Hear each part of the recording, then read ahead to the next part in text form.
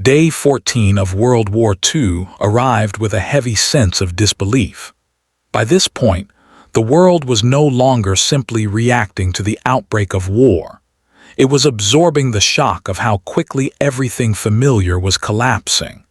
What stunned people most on this day was not just the violence, but the speed at which the war was reshaping reality. Military fronts continued to shift with alarming momentum. Armies that had expected organized resistance instead encountered confusion, rapid retreats, and sudden breakthroughs. Defensive lines that were meant to hold for weeks crumbled in hours.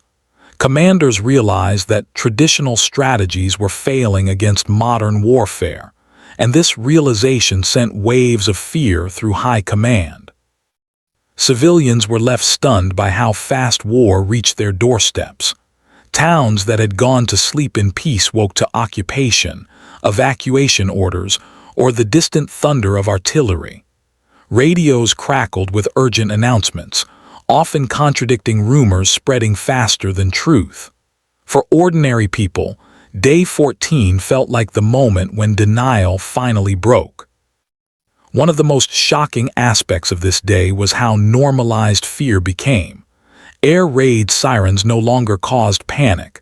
They caused routine movement to shelters.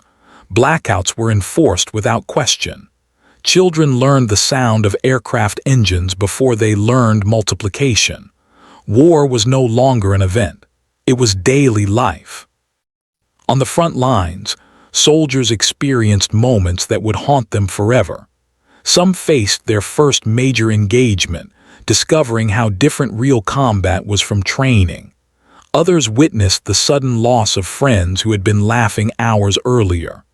The stunned silence after battle often felt heavier than the fighting itself. Technology continued to leave people speechless. Aircraft struck with precision never before seen. Tanks rolled through landscapes once thought impassable. Communication allowed orders to travel instantly, making destruction faster and more coordinated. The realization that technology now dictated survival changed how nations viewed warfare forever. At sea, naval commanders faced equally stunning developments.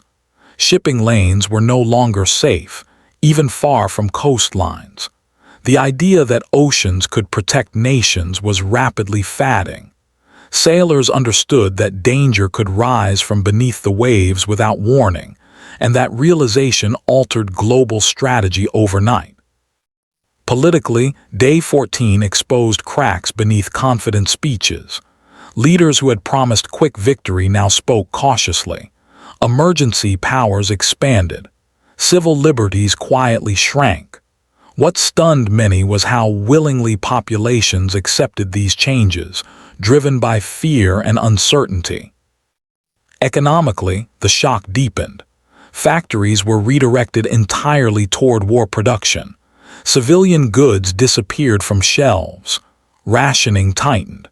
People realized that the war would reach their kitchens, their jobs, and their futures, not just distant battlefields.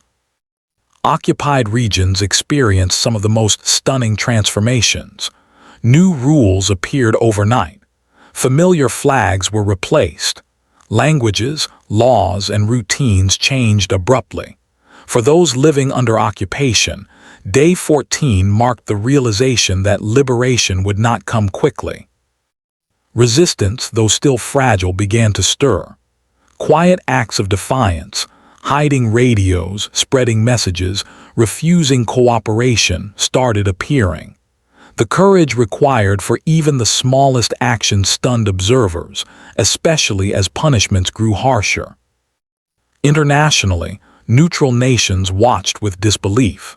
Diplomatic cables exchanged on this day reflected growing anxiety. The speed of events suggested that staying out of the war might soon be impossible. Economic pressure and strategic necessity were closing every escape route. Propaganda intensified dramatically. Governments understood that controlling morale was as important as controlling territory. Newspapers, posters, and broadcasts shaped perception, often bending truth. What stunned many was how reality itself became contested ground. By the end of day 14, the world was no longer asking whether the war would change everything. It was realizing that it already had. Social structures, political norms, and personal expectations were being rewritten in real time. Historians later looked back on this day not because of a single famous battle, but because of the collective shock it delivered. Day 14 marked the moment when World War II fully revealed its scale, its cruelty, and its permanence. It left soldiers hardened, civilians altered, leaders pressured, and nations stunned. The war was no longer something that might be contained or controlled. It was something that would shape the rest of the century. Day 14 did not end with clarity or resolution. It ended with silence, exhaustion, and the growing understanding that the world would never return to what it had been before.